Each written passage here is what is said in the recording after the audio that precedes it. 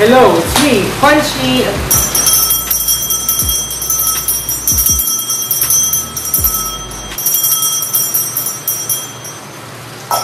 Alright, so today, magre-review tayo nito. Tadan! Tadan! Tadan! Ito yung IKEA Svart Nora pendant lamp. Yung nabili ko is color black na nakasale mga 2,000 plus. Pero yung Svart Nora sa website, ano siya, 4,490 pesos. Ganyan yung itsura niya, oh. Malaki siyang pendant lamp. Ayan, oh. So, ilalagay ko yung link sa description box lang below kung saan siya mabibili. So, yes, buksan na natin to and check natin kung maganda ba yun. Kung maganda ba siya. Let's go! Hello! So, ito na siya. Ito yung box ng Svart Nora. Again, nabili ko siya ng sale noong December 2024. Ganito yung itsura niya, oh. Malaki siya na pendant lang, pero nabili ko color black. 2,000 plus lang yung nabili ko noon. Pero now, it's 4,490 pesos. So, yes, buksan na natin. Ganito yung tsura niya, guys. Svart Nora, design, Ola Wilberg. Included yung one, ganyan, yung mismo. Walang kasamang bulb, excluded. Max, 22 watts, color black. Ganyan yung tsura niya. Ayan. Medyo nabugbog na siya sa travel. Alerts. Ayan lang.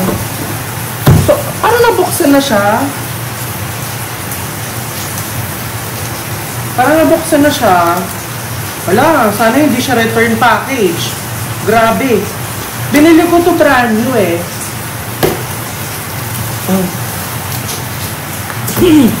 Okay, ganito yung itsura niya. Bakit? Ano gano'n? Ang bigat. Ay, ito na yun. Wala nang ibang laman. Dito na lahat. So, ito yung yung instruction manual. Mabigat siya. And, siya, hindi siya matte. Parang glossy na black siya.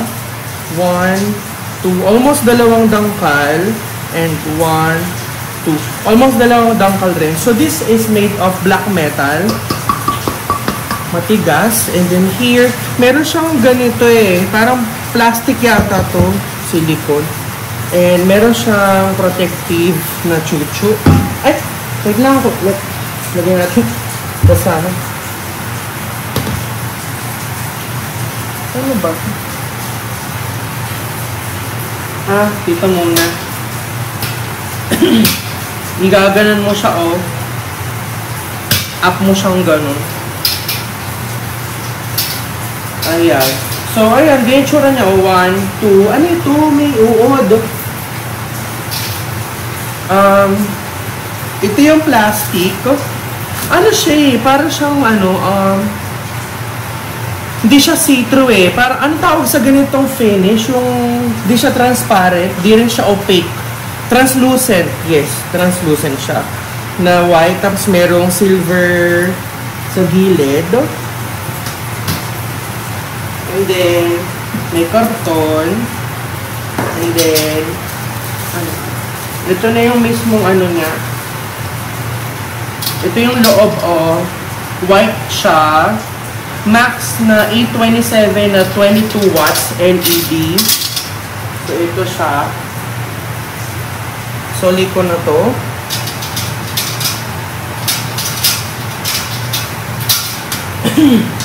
And then, ito na yung yung sinasabit sa wall. Naka-bubble wrap.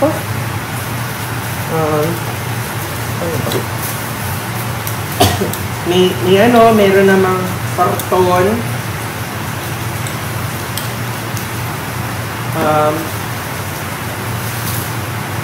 May takip.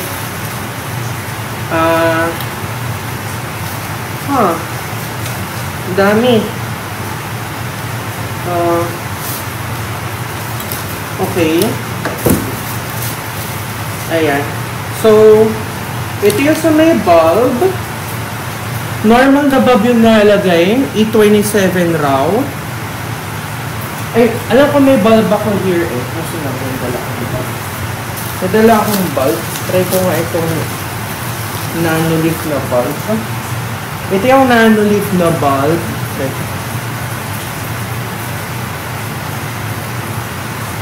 Yeah. Ano siya, normal na bulb yung kinukuha niya. Ito yung doon. And medyo mahaba siya. Siguro 1 meter ito, yung haba nito, no? Ito na yung haba niya, it's 1 meter, that's it. Hindi mo na siya ma-extend, I think this is the max height. Meron siyang bakal here na merong wire na stainless, and then meron siyang cord na black, and ito yung sa main deep doon, ito yung sa main ceiling. Ayan. Ito yung itsura niya. Ito wala nang to, di ba? Ito ba yung sa may bulb? Hindi ko mag-gets. Ito yata yung sa may kinoconnect sa may electrical. Hindi ko siya mag-gets. Pero ayun lang yung out from the box. Meron tayo nito. Yung yun. Ito. And instruction manual. So yun lang yung naman ng box. Hello. So ito na. Nakabit na natin yung IKEA Svart Bjork na pendant lamp. Pendant light. Ayan. So, ito na siya. Kaya yung tsura niya. Pakita ko sa inyo. Ay, medyo malikabok. Di ko pa napunaasan. Medyo matagal ko na siya na-install. Pina-install ko siya sa electrician pero hindi maayos yung pagka-install niya sa taas kasi sinabit lang yung sa alambre. Inalambre lang yan, sinabit niya doon sa may something doon. Hindi siya properly installed. If you know what I mean. So, ganito yung itsura niya, guys, kapag na-install sa daylight. Ayan. Ganyan yung itsura niya.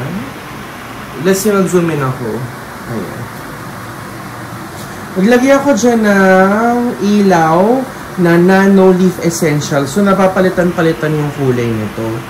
So, let's say, hey Siri, change bedroom to green. Ayan, nag-green na siya. Hey Siri, change bedroom to cyan. Ayan, mas gusto ko tong cyan. So, ayan.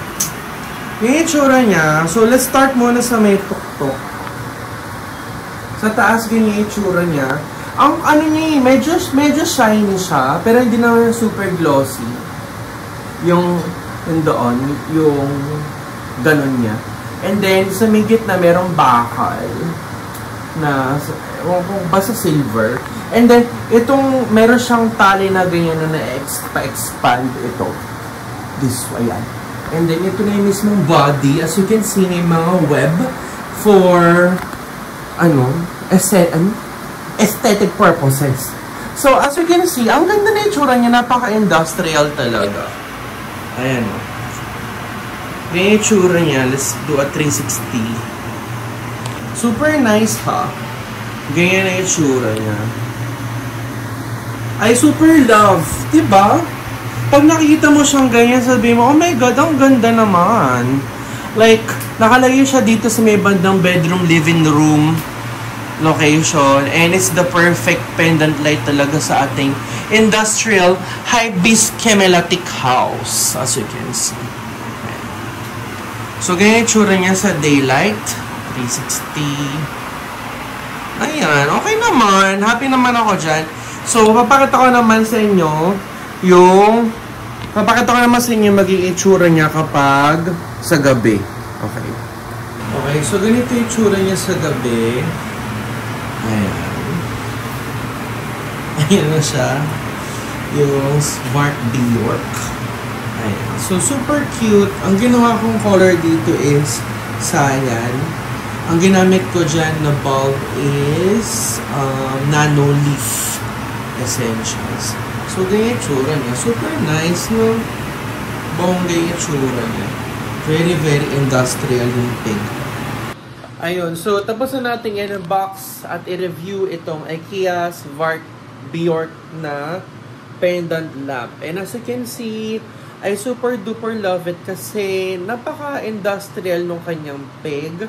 And pwede mo siyang i-adjust, pwede mo siyang itaas, pwede mo siyang ibaba. And ang ginawa ko here is, binabaan ko siya ng konti para cute, para social siyang tignan. Ganyan, oh.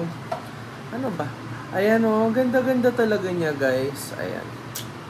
So, ilalagay ko yung link sa description box down below kung saan nyo siya mabibili.